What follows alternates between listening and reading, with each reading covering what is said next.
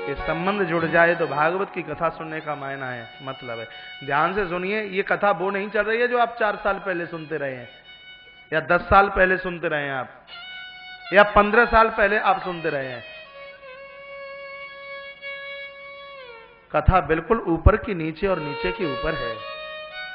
कथा का अध्यात्म पुट है, कथा का अध्यात्म भाव है। भगवान नारायण सतो, आप नारायण के पुत्र हैं।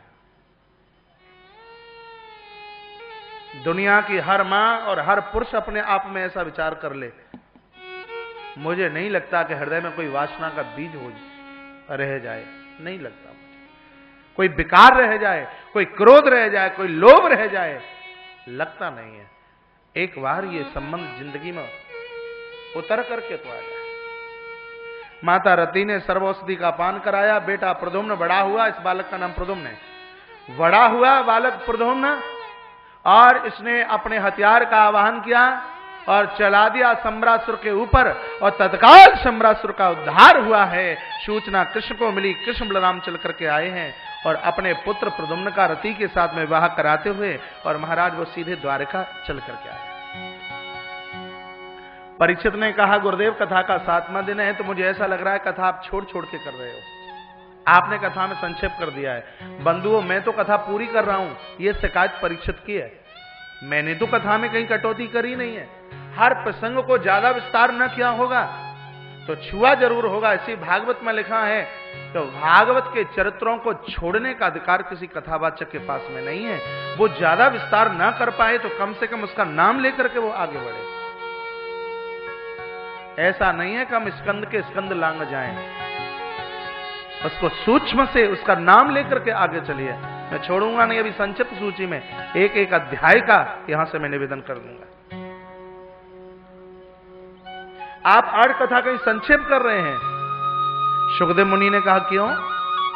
तब परीक्षित ने जवाब दिया, हमने सुना भगवान के 16,108 विवाह हुए हैं, और आपने एक विवाह करके बेटा भी कर दिया, और बेटे का विवाह और बेटे के बेटा भी कर दिया। 16,107 कथाएं आपने गोली ही कर दी। यदि श्रोता बहुत बढ़िया हो तो वक्ता के मुंह से वो बहुत कुछ बुलवा सकता है। वक्ता बढ़िया बोले, इसमें एक आधार तो महाराज श्रोताओं को जाता है।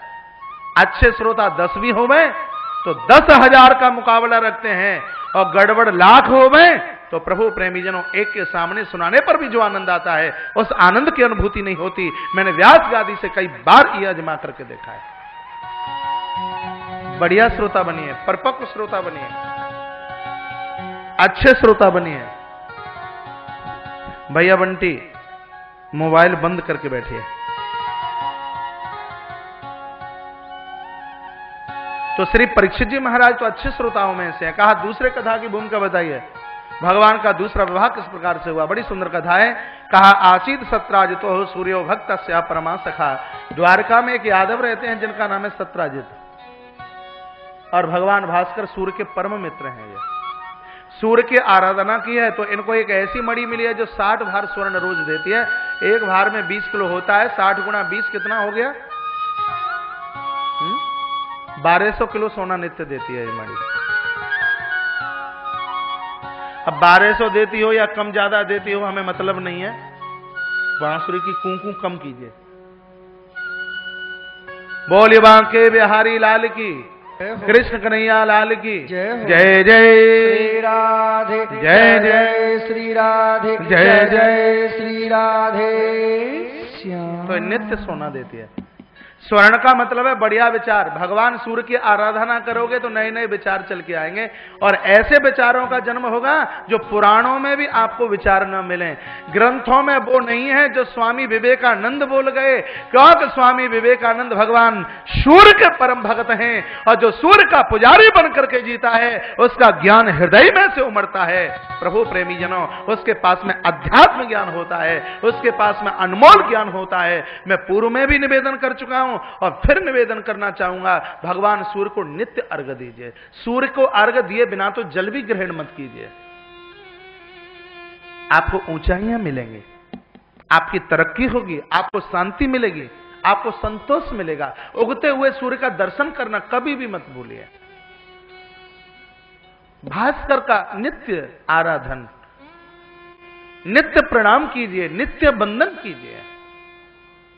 सत्राजित जी ऐसा करते हैं। भगवान सूर्य ने बड़ी कृपा की है, मणि मिली है, रोज स्वर्ण देती है।